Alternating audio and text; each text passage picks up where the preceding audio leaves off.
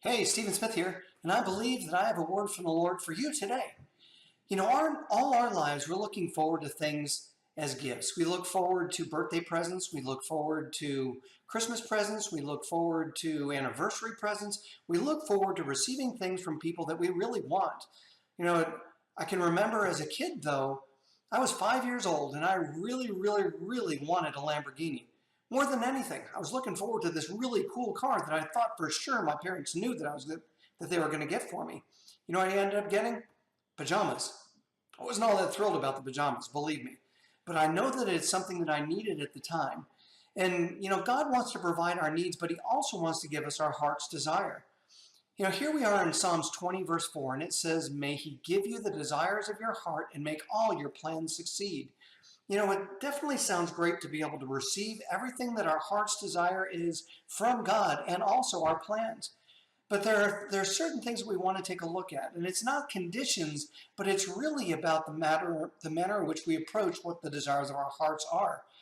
Psalms 37:4 tells us that if we take delight in the Lord, He will give us our heart's desire. So that's one of the first things that we see there, that if I'm delighting myself in the Lord, if I'm delighting myself in His ways, if I'm delighting myself in His instructions, if I'm delighting in His will, then all of a sudden, if His desires start becoming my desires, now all of a sudden, I can start looking forward to something that I know that I'm going to receive. And whether I receive it now or if I receive it when I'm ready for it, then all of a sudden, guess what I got? I got my heart's desires. Here's another way to look at this. This is Matthew 6:10. Remember the Lord's Prayer where Jesus said, "Your kingdom come soon.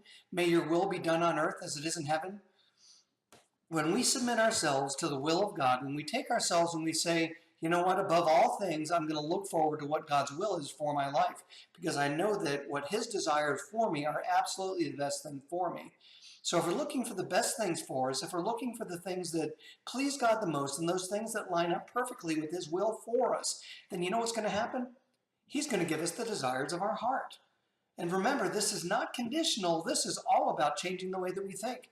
We're changing the way that we look at things rather than desiring, coveting, wanting things that are bad for us, all these other kinds of things. It totally changes the way that we look at things. This is 1 John 5:14 and 15. And this is what John writes to us. He tells us, "And we are confident that He hears us whenever we ask for anything that pleases Him. And since we know He hears us when we make our requests, we also know that He will give us what we ask for." So what John is telling us here is that why don't we start seeking what God wants for our lives? And if I ask for things that are lining up with what God wants for us, then He'll surely give them to us. So why don't we change the way that we think and the way that we look at things, and then all of a sudden, you know what will happen? We'll get the desires of our hearts. This is Psalms 21:2. And this is David after he aligned himself with God's own heart, and this is what he writes: "For you have given him his heart's desire. You have withheld nothing he requested."